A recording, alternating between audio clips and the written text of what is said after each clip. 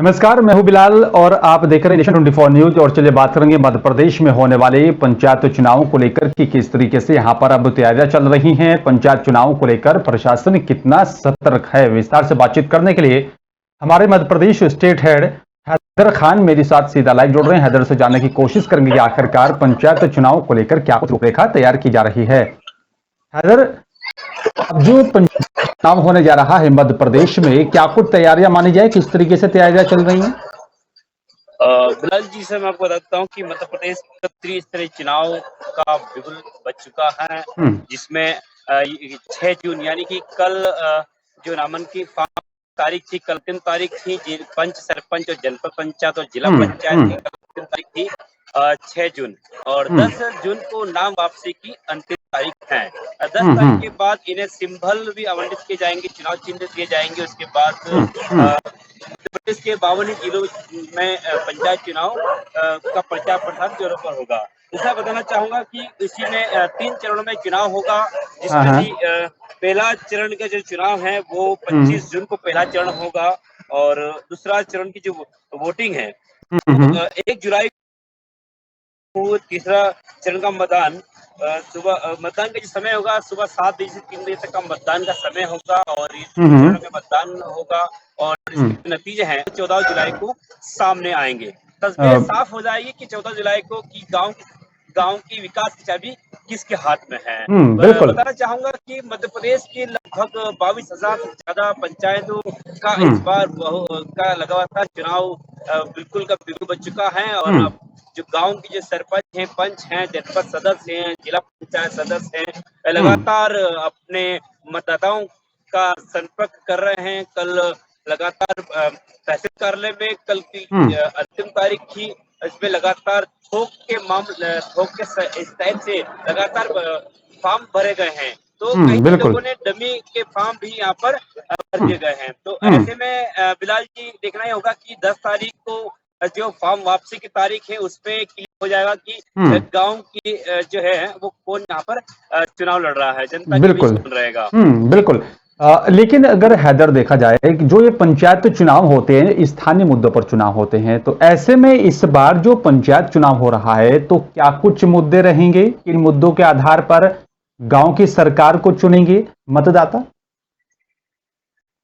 बिल्कुल बिलाल जी, ये साफ है कि ग्राम पंचायत की बात करते हैं कि मतदाताओं की अगर उनका जो कहना है, कई हमने ग्राम पंचायत के मतदाताओं से बात की है कि इस बार मुद्दे हैं, वो मुख्य मुद्दे हैं। कहीं मुक्तिधाम का मुद्दा सामने आया है, तो कहीं गांव सड़क का मामला सामने आया है, तो कहीं बच्चों के खेल मैदान का मामला सामने आया है। तो ऐसे ही मुख्य मुद्दे हैं। गांव के विकास को लेकर के सबसे बड़ा मुद्दा है मुक्तिधाम का। मुक्तिधाम जो लंबे समय से हो रहा है, ऐसे में कि जो लगातार बारिश का मौसम हो या अन्य कोई ऐसा समय है जहाँ पर उनको दाह संस्कार करने के लिए बड़ी परेशानी का सामना करना पड़ता है। तो गांव का जो सरपंच है, जो वहाँ के प्रतिनिधित्व करेंगे, उनका एक सबसे बड़ी चुनौती है कि गांव के जो विकास है और खेल मैदान, ऐसी बड़ी समस्या गांव के लोगों को इस बार झेलना पड़ेगी, और ये गांव के मुख्य मुद्दे होंगे। बिल्कुल। लेकिन अगर देखा जाए यहाँ पर हैदर, अब पानी की भी कुछ इलाकों में बड़ी किल्लत देखी जा रही है, तो क्या ये भी एक मुद्दा हो सकता है? मनरेगा मजदूरी ये भी एक बड़ा मुद्दा हो सकता है? बिल्कुल, मनरेगा मजदूरी का एक बड़ा मुद्दा है। प्रधानमंत्री सड़क योजना जो है वो सिर्फ मंदसौर के एमपीआईडीसी मंदसौर यानी कि मतलब काफियों में समेट के रह गई है, क्योंकि गांव सड़क या कि जो गांव तक पहुंचने की सड़क है वो आज भी अधूरी पड़ी हुई है। और क्या मान लिया जाए कि जून का ये महीना शुरू हुआ है, यानी कि मतलब अब गर्मी जो है वो लगभग किनारे पर है, और बारिश का मौसम ही मतलब नजदीक पर है। तो ऐसे में वो जो सड़क है, जो कच्ची सड़कें हैं, जहाँ सड़कें नहीं है, कचरा है, वो गांव की आम जनता के लिए बड़ा मुसीबत का कारण बन सकता है, क्योंकि कई जगह लंबे समय से इस सड़क की मांग की जा रही थी। ऐसे कई गाँव में जहाँ सड़क अधूरी है और बारिश के मौसम में वो रास्ते बंद हो जाते हैं। गाँव के सरपंच से, पंच से और जनप्रतिनिधियों से भी इस बात की कई बार इन्होंने शिकायत की गुहार लगाई। जहाँ तक कि गांव की जो है मतदाता है, वो कई बार गांव के पंच इकट्ठे होकर के कलेक्टरेट पहुंचे और वहां पर ज्ञापन दिया गया है। गांव में कई बार इन्होंने धरना प्रदर्शन तक की करने की भी नौबत मंदसौर में देखने को मिली है। ऐसे बड़े मुद्दे हैं गांव सड़क की जो इस बार इस चुनाव में गुल सकते हैं। जी। लेकिन कई मर्तबा ये देखा जाता है हैदर कि मनरेगा मजदूरी में काम करने वाले मजदूरों की बात की जाए या फिर और तमाम पंचायत से फायदा मिलने वाली उन तमाम योजनाओं की बात की जाए तो शिकायतें लगातार ग्रामीणों की सचिव को लेकर रहती हैं। क्या वो भी जो है शिकायतें अब इस पंचायत चुनाव में जो प्रधान पद के उम्मीदवार हैं, जो सरपंच उम्मीदवार हैं, उन पर भारी पड़ सकती हैं? बिल्कुल ये एक बड़ा मुद्दा है कि जो बेरोजगारी बढ़ती जा रही है बिलाल जी, और जिस तरह से गांव के लोगों को प्रधानमंत्री सड़क योजना आपका देखा जाए तो मनरेगा की जैसी है, तो जो काम मजदूर से होना चाहिए था वो काम मशीनों से हो रहा है। तो एक बड़ा मुद्दा यह है कि जहाँ काम मजदूर से होना चाहिए वहाँ मशीनें लगी हुई है, जबकि प्रदेश सरकार का सख्त आदेश है, निर्देश है कि कोई भी मनरेगा के अंदर जेसीबी पोकलेन ऐसी मशीनें का उपयोग ना करें, क्योंकि अगर वो मशीनें का उपयोग होगा तो गांव के लोगों को मजदूरी नहीं मिल पाएगी, वो बेरोजगारी से गांव से हटकर वो शहर में आकर अपनी रोजगार ढूंढेंगे। तो ये बड़ा मुद्दा है गांव में। इस बार इस चुनाव में एक बड़ा ये भी हो सकता है क्योंकि गांव के लोगों को जो रोजगार मिलना चाहिए वो कम मशीनों से हो रहा है। तो कहीं न कहीं एक बड़ा मुद्दा है, बेरोजगारी का भी कहा जा सकता है। अगर दूसरी बात करना चाहूंगा कि शिक्षा के क्षेत्र में, तो शिक्षा की बात करते हैं तो कई ऐसी ग्राम पंचायत हैं, जनपद पंचायत है जहाँ के मतदाता आज भी हाई सेकेंडरी स्कूल को लेकर के भी अपनी आवाज उठाएंगे। तो ये जो चुनाव है बड़ा ही महत्वपूर्ण चुनाव है, क्योंकि इस चुनाव के अंदर गांव की सरकार जिस तरफ से जो बनना चाहेगी, जो बनेगी, उसमें एक मूल मुद्दे जो होंगे वो स्कूलों के संबंध में, शिक्षा के क्षेत्र में, क्योंकि कहीं 20 किलोमीटर के जो बच्चे हैं गांव के आगे पढ़ रहे हैं, जिसका मुख्य कारण है गांव में हाई सेकेंडरी स्कूल ना होना, गांव में अच्छी शिक्षा ना मिलना, गांव में अगर स्कूल है तो टीचर समय पे ना आना, क्योंकि गांव में इतना जो टीचर है वो लंबे से 20 किलोमीटर से आना जाना उनको बड़ी कठिनाई का सामना करना पड़ता होगा। तो ऐसे में उनका समय से ना पहुंचने से बच्चों की शिक्षा पे बहुत लंबा असर पड़ रहा था। बिल्कुल। एक बड़ा मुद्दा है कि हाई सेकेंडरी की मांग करना और हाई स्कूल की मांग करना, स्कूलों की मांग करना शिक्षा के क्षेत्र में, तो कहीं न कहीं आंगनबाड़ी का एक बड़ा मुद्दा है। आंगनबाड़ी के अंदर जो बच्चों को मिलने वाला मध्याह्न भोजन, उसके अंदर भी कई बार गाँवों से ऐसी बड़ी खबर आई कि गुणवत्ता को लेकर के गुणवत्ता को लेकर के भी ऐसी बड़ी खबर सामने आई थी, जहाँ पर यहाँ पर जो है महिला बाल विकास के अधिकारी और शिक्षा विभाग के अधिकारी भी वहां पर पहुंचे थे और वहां की गुणवत्ता जांची गई थी। तो ऐसे बड़े मुद्दे इस चुनाव में देखने को मिलेंगे। जी। बिल्कुल।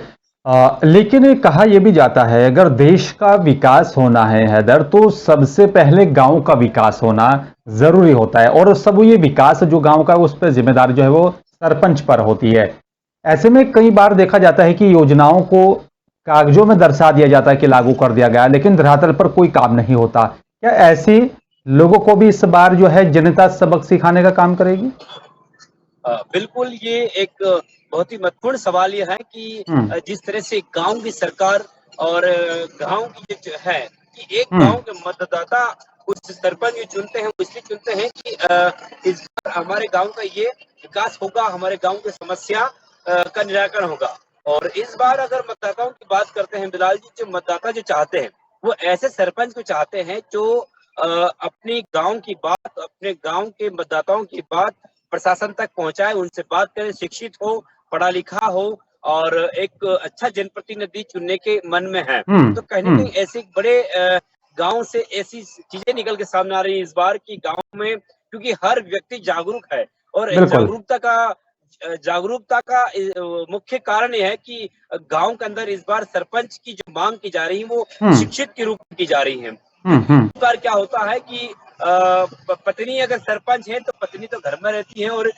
जो सरपंच पति है उस काम को संभालते हैं। तो ऐसे में जब सिग्नेचर की बात आती है तो पत्नी आ रही है, जा रही है, ऐसे गांव के जो लोग हैं, मतदाता हैं, उनको सरपंच के घर के चक्कर लगाने पड़ते हैं और पंचायत का जो कार्यभार है वो उनका पति संभालता है।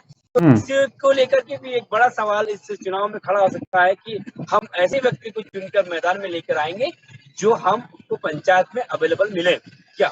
जी। बिल्कुल। जिस तरह से इस बार हमारे गांव की जो समस्या है, हमारे गांव का जो मूलभूत सुविधाएं हैं वो शासन प्रशासन तक पहुंचे, उनसे बात कर सके, ऐसे व्यक्ति को चुन लाने जैसी बात सामने आ रही है। जी बिल्कुल। एक और मेरा आपसे आखिरी सवाल है कि चुनाव को लेकर प्रशासन की तैयारियां क्या है? कोरोना काल को लेकर कुछ राज्यों में, कुछ शहरों में अब तेजी से आंकड़े बढ़ रहे हैं। ऐसे में चुनाव कराना एक बहुत बड़ा सवाल होता है। जी बिलाल जी, चुनाव की जो की लगातार यूं ही 30 जून से 30 मई को ही चुनाव का बिगुल बज चुका था। 6 बताया मैंने 6 जून जैसे कि अंतिम तारीख थी काम की, 10 तारीख को ये इनको सिंबल भी मिल जाएगा। उसके बाद ये प्रचार प्रसार जोरों पे चलेगा। ऐसे में प्रशासन की जो तैयारियां हैं, प्रशासन ने भी अपनी कमर कस ली है। जो शिक्षक थे, उन शिक्षकों की सरकार का भी आदेश रहा है कि जो शिक्षक के 6 महीने में और 8 महीने में जो रिटायरमेंट होने वाले हैं, ऐसे शिक्षकों की वहां पर ड्यूटी लगाई जाएगी। जो और तहसील स्तर के जो कर्मचारी हैं, अधिकारी हैं, उनकी भी छुट्टियां निरस्त कर दी गई हैं। प्रशासनिक तौर पर बात की जाए, पुलिस प्रशासन की अगर बात की जाए तो पुलिस प्रशासन ने भी आरक्षकों को यानी कि पुलिस बल को छुट्टी देने से इनकार कर दिया गया है, क्योंकि बड़ा महत्वपूर्ण चुनाव है। दूसरा बताना चाहूंगा कि मध्य प्रदेश के जो एक मध्य प्रदेश के सीएम जो मुख्यमंत्री हैं शिवराज सिंह चौहान ने एक अहम बैठक के लिए, जिसमें यह तय हो सकता है कि जो मध्य प्रदेश के जो मंत्री हैं, जैसे कि मान लिया जाए मंदसौर में 2 मंत्री हैं, एक वित्त मंत्री है देवड़ा, एक पर्यावरण मंत्री हरदीप सिंह डंग। तो इन मंत्रियों को भी मंदसौर जिले की अन्य जगह की ऐसी कमान सौंपेंगे जहां पर वो चुनाव करा जा सके। तो कहीं न कहीं पुलिस बल और प्रशासनिक अमले की छुट्टियां निरस्त कर दी गई हैं और पूरे अमले को यहाँ पर लगा दिया गया है। जी बिल्कुल। तो प्रशासन सतर्क है चुनाव को लेकर और निष्पक्ष चुनाव हो। लगातार जो है अब तैयारियों में यहाँ पर जो है सभी जो है जनप्रतिनिधि वो जुड़ चुके हैं। चलिए, शुक्रिया आपका विस्तार से बातचीत करने के लिए। हैदर, आपका बहुत बहुत धन्यवाद। अब देखना होगा कि जो है पंचायत चुनाव होने जा रहा है मध्य प्रदेश में, वो किस तरीके से यहाँ पर होता है और क्या क्या मुद्दे हैं जिसको लेकर जनता के बीच जनप्रतिनिधि पहुंचेंगे। फिलहाल मेरे साथ सिर्फ इतना ही। नमस्कार।